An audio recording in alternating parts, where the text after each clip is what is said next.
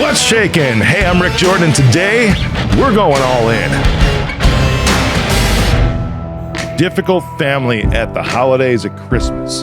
I did one of these similar to this 2 years ago, and it was regarding this, but that was in the middle of the pandemic and how to deal with like differing opinions, because that was a big thing about a year ago, right? And different things about vaccines and all that stuff. I'm not talking about that today because we're going to talk about just general holidays today, right? Christmas is coming up, and thank God there's really no pandemic anymore. I mean, hell, if Biden said that, this is a joke, right? If Biden said it's over, then it's over. That's pretty funny to me, but I'm making myself laugh with that one.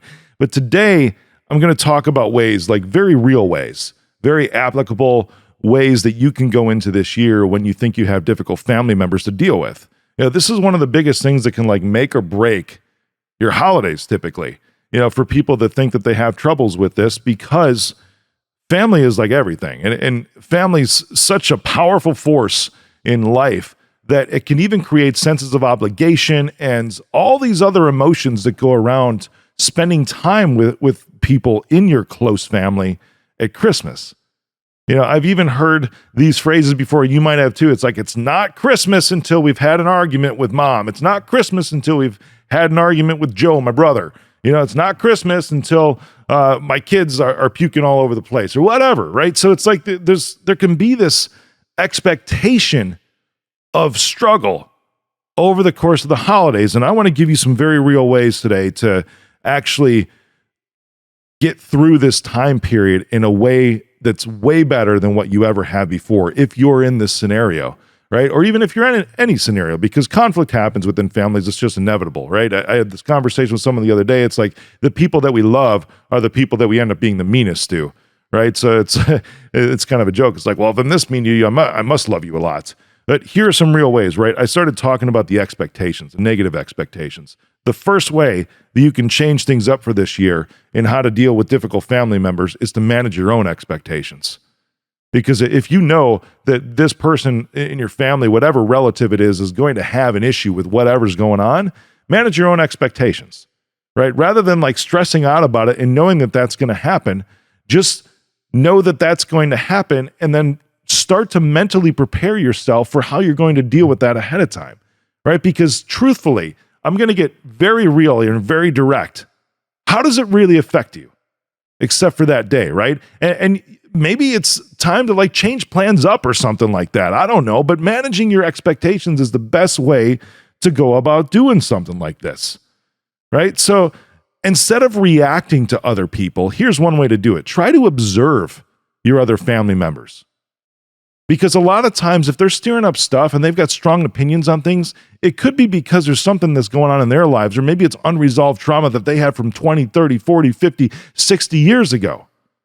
And when you start to look at things that way, you can actually have more compassion when you observe how they interact, because people will give you clues as to what they're looking for in their life and how they really want to interact. So if somebody's challenging you on something with a strong opinion, whatever it is, just observe them. Maybe observe how they're acting instead of reacting to them. And then just listening. That's it. You don't necessarily have to respond. So manage your expectations. The second way I'm going to give you is make a plan. Make a solid plan for this. You could have family members that are coming over to your house. You could have family members that might even be staying at your house for a couple of days. This is pretty common over Christmas. It's very common over Christmas, but one of the beautiful things about that is that you can make a plan, and this has to do with setting some boundaries too. Because if they're coming to your house, let's say for a whole week or something like that, right? Over Christmas, maybe even extending longer than a week and staying through New Year's, because you are the one that could be hosting and they're staying at your place, or maybe this could be even in reverse, that you're staying at their place for that long. Right? If it's parents, if it's siblings, whatever it is, start making plans now. And these plans are really boundary related, because you could have other things to do. There is nothing for you to feel obligated about spending every waking moment with your family, whether they're staying by you, whether you're staying by them. This also has to do with like time frames, because maybe you're not staying there, right? But maybe you're going over there for a dinner or something like that. You can easily say, hey, you know what? I can be there for 2 hours. And there's no obligation to tell them why you have to leave in 2 hours.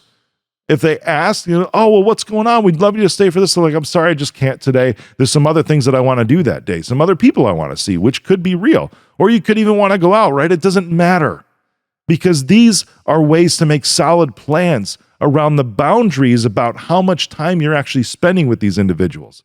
Because deep down inside, I know that for most of you listening, that you really, really love the family members that drive you nuts. Okay, I know it. Otherwise, you wouldn't go over there. I mean, you grew up with these people. There's this bond that really is hard to break. You want to be with them, even though you might feel obligated in some way. You still, in some deep down way, even if it's a little bit, actually want to be with them. So make a plan.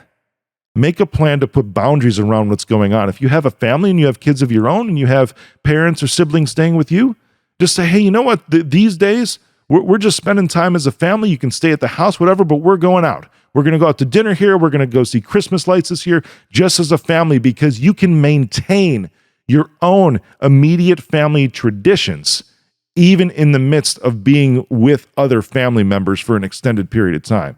It's pretty cool, isn't it? I think so.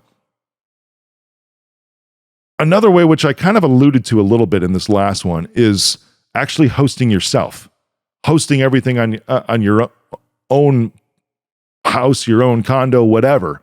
And I was about to say hosting it on your own terms. That's really what this does for you. And this is something that I've been practicing for every year, because it gives you a little more control over what's going on. Mine doesn't have to do with rough family members at all. I love spending time with my family, but hosting gives me the opportunity to have the food that I like. It gives me the opportunity to structure the way that I want. It gives me the opportunity to which is something I really, really love to do. This is really like the root of it, is I love to provide a good time for everybody else. That's something that really, really fulfills me. So if I can host, that means that I'm able to fulfill an awesome day for a bunch of other people. And I love doing that. But if it's difficult family members, which is what we're really talking about today, this is a way to kind of control what's going on. And it's on your own terms, because you're the one that's hosting, which means you can also set the start time and you can set the end time. And I'm going to encourage you to make that end time. Don't just tell your family, hey, come over at 1 o'clock. Hey, come over at 4 o'clock. Hey, come over at 6 o'clock. Be like, hey, we're hosting. Come over between 1 and 3. Come over today between 5 and 9.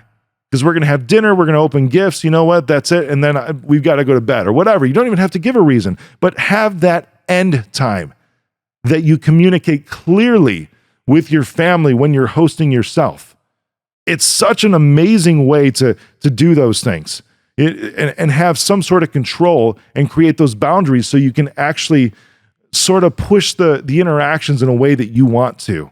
And as far as the interactions go, I talked about this a little bit in previous episodes too, when it comes to conflict, because conflict can come up, of course, right?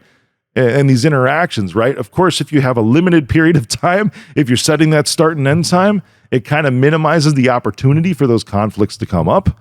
I mean, if you're spending 9 hours with each other on any given day because there's no opportunity for an end time whatsoever, then there's a lot more time for possibility for these conflicts to come up. So one of the ways to actually minimize those types of things is to have those start and end times. But when they do occur, because we're talking about difficult family member moments here over Christmas, right? When they do occur, ask a lot of questions. Instead of reacting, this comes back to the first part of what we talked about today. Instead of reacting, ask a lot of questions just to try to understand their perspective. You don't have, it'll take some practice, and this is really shifting your mindset on this.